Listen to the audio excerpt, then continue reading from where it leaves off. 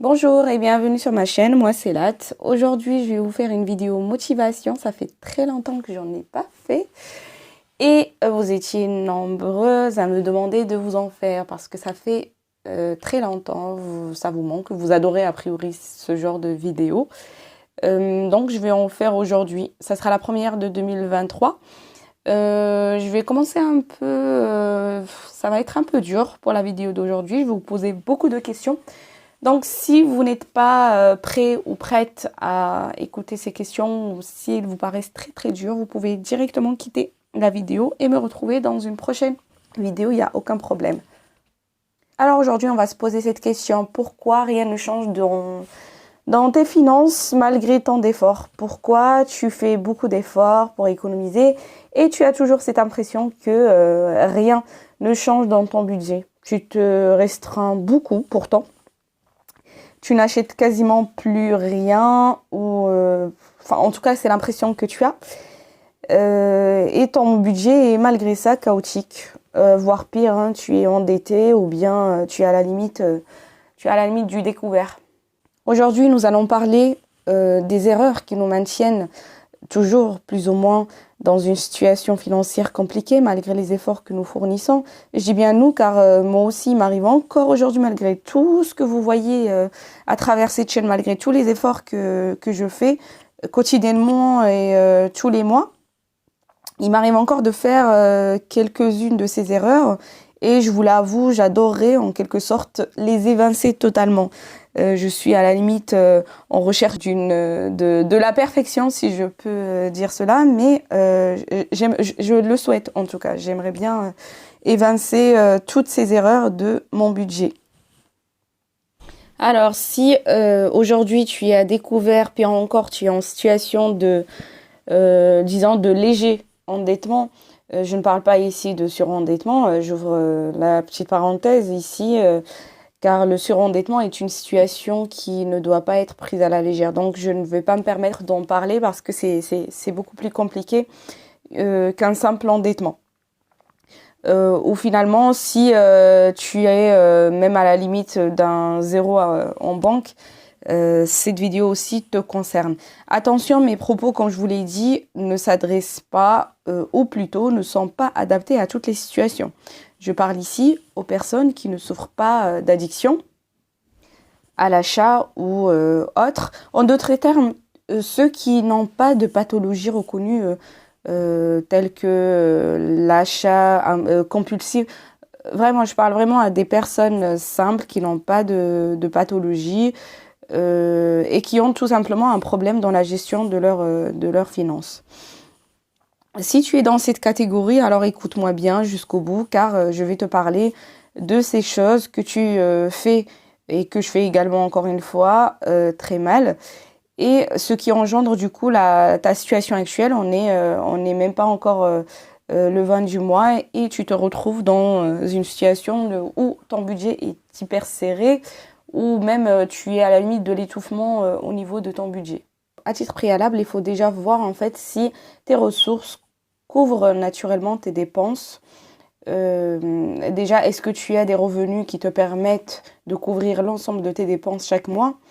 Si la réponse est facile à obtenir ici, voir combien entre en ressources et y soustraire du coup dans un premier temps les dépenses obligatoires.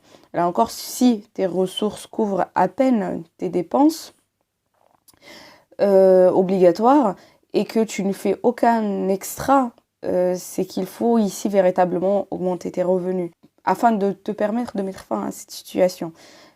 Comment faire ça? Chacun a une situation différente de l'autre, hein.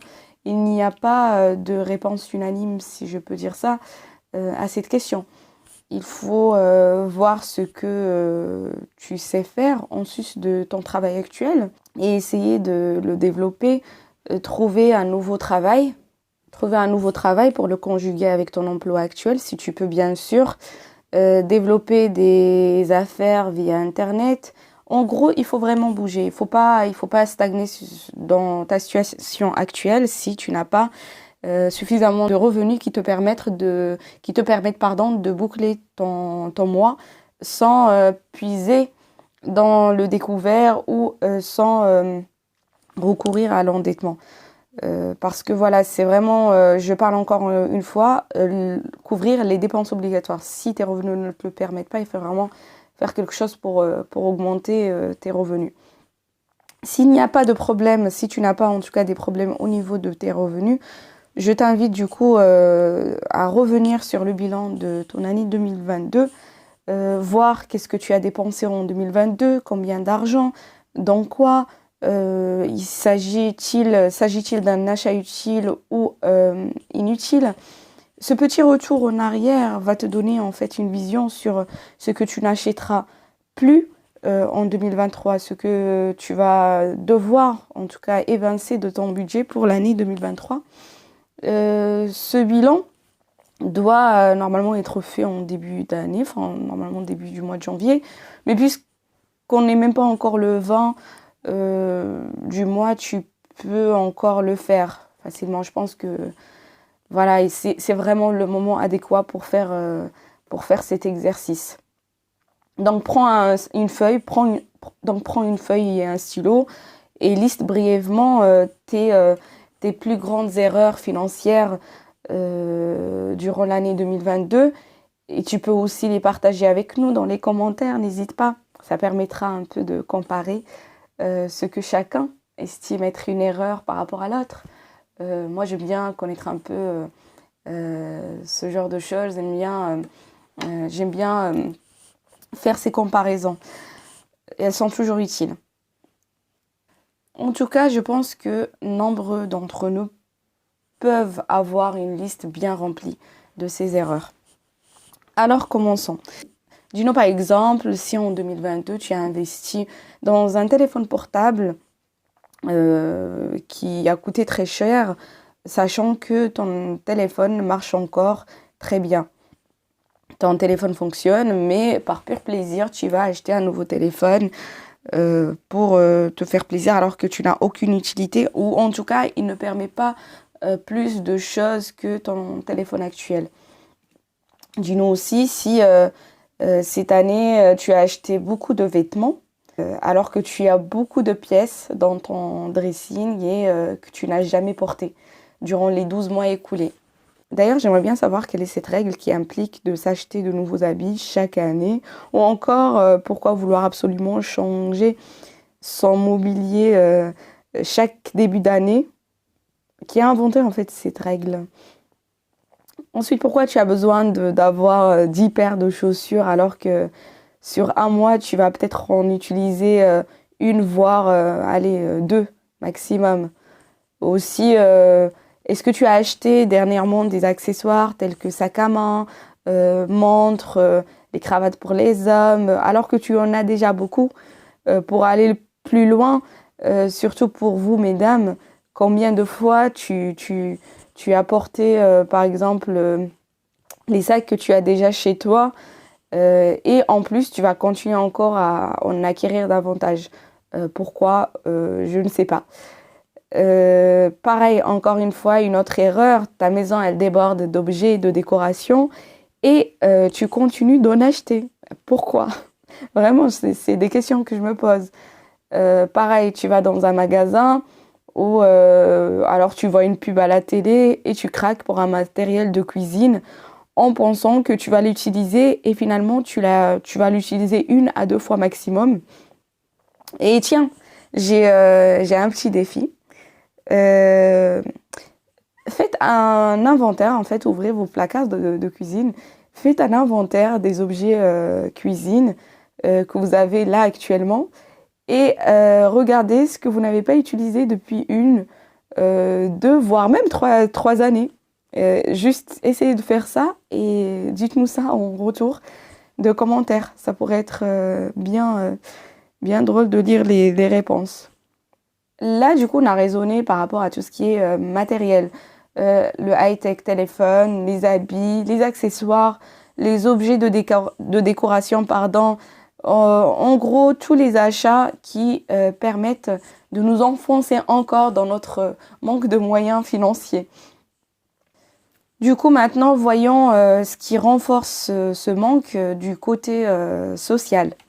J'aimerais savoir Pourquoi tu continues en fait d'inviter les gens pour la moindre occasion chez toi?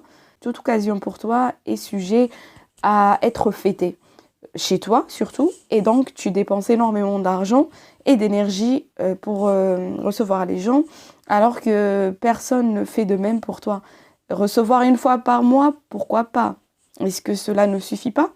Est-ce qu'il faut toujours recevoir chaque semaine pour être plus ou moins bien considéré, pour être bien intégré socialement et être proche de son entourage? Je ne sais pas. À vous de me répondre. Combien de fois aussi tu as invité des amis à boire un verre que tu payes pour eux, et à contrario, combien d'entre eux ont fait de même pour toi?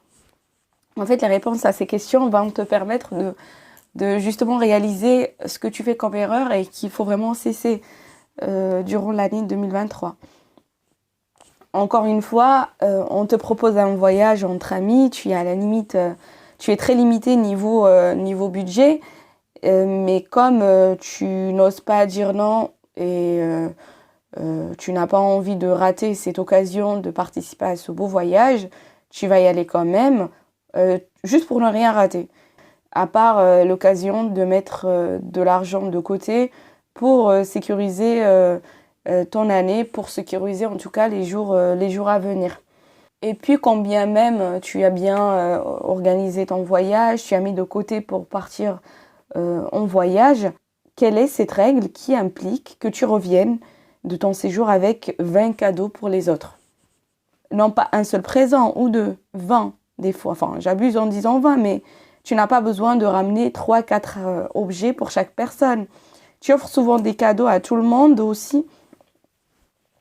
Un petit t-shirt, un petit gobelet, une petite tasse. T'as pas besoin de ramener beaucoup de choses pour tes proches quand tu pars en voyage. C'est très lourd après de gérer ça. C'est pas possible, tu profites pas de tes vacances.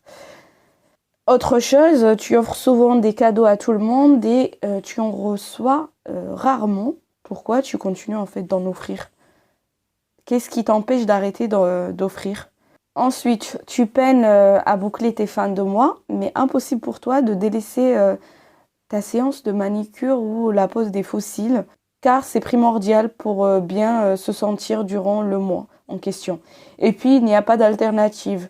Il n'y a que ça pour te permettre de bien te sentir. Si tu n'as pas dépensé cet argent sur ta manicure, sur les faux cils et ainsi de suite, tu ne vas pas te sentir bien durant tout le mois. Tu n'as pas le choix en fait. Pareil, tu vas au restaurant, voire même dans des snacks 2 à 3 fois par semaine, alors que ton budget est très serré. Pourquoi tu fais ça? Qu'est-ce qui tourne pas? Qu'est-ce qui fait que tu continues de faire ça alors que d'un mois à l'autre, tu vois que ton budget est serré? Autre chose, tu as plusieurs abonnements en cours, certains d'entre eux se ressemblent plus ou moins, mais tu veux tout avoir, impossible pour toi de résilier un de ces abonnements, même s'il n'est pas souvent utilisé. Tu l'utilises très rarement, mais c'est quand même indispensable pour toi de l'avoir en mode activé. Pourquoi? Je ne sais pas.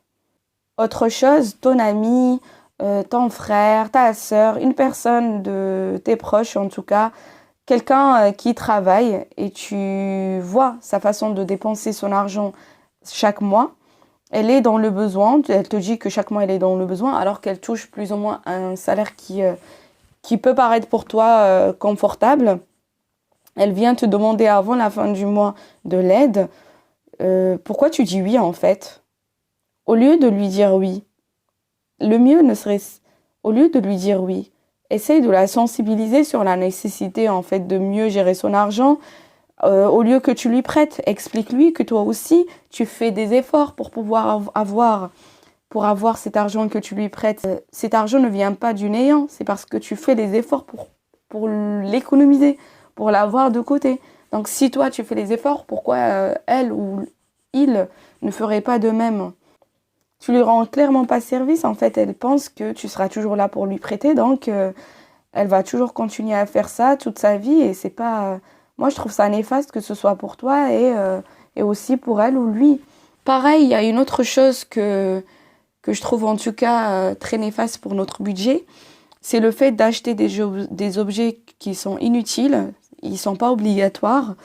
Mais en plus de ça, tu vas les payer en plusieurs fois. Déjà, rien que le fait de les payer en plusieurs fois, ça veut dire que, de un, tu n'as pas les moyens d'en acquérir.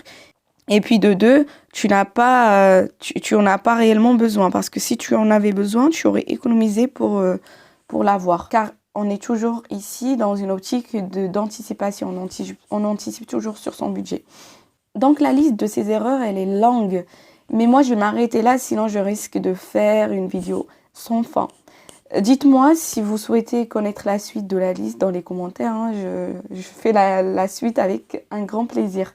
En tout cas, si vous faites ces erreurs ou certaines d'entre elles, en tout cas, si vous faites les erreurs que j'ai énumérées ou certaines d'entre elles, tâchez de cesser ces comportements ou au moins essayer de les diminuer d'un mois à l'autre.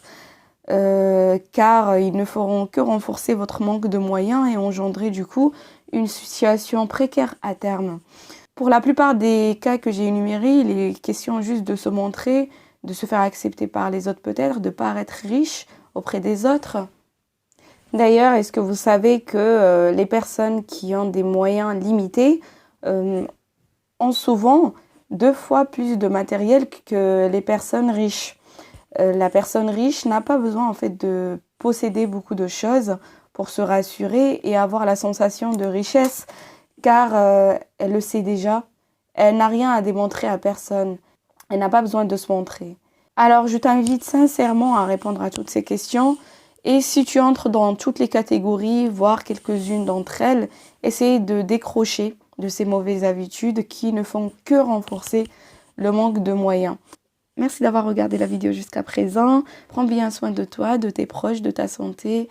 Et puis surtout, prends bien soin de ton argent. Je te donne rendez-vous le dimanche.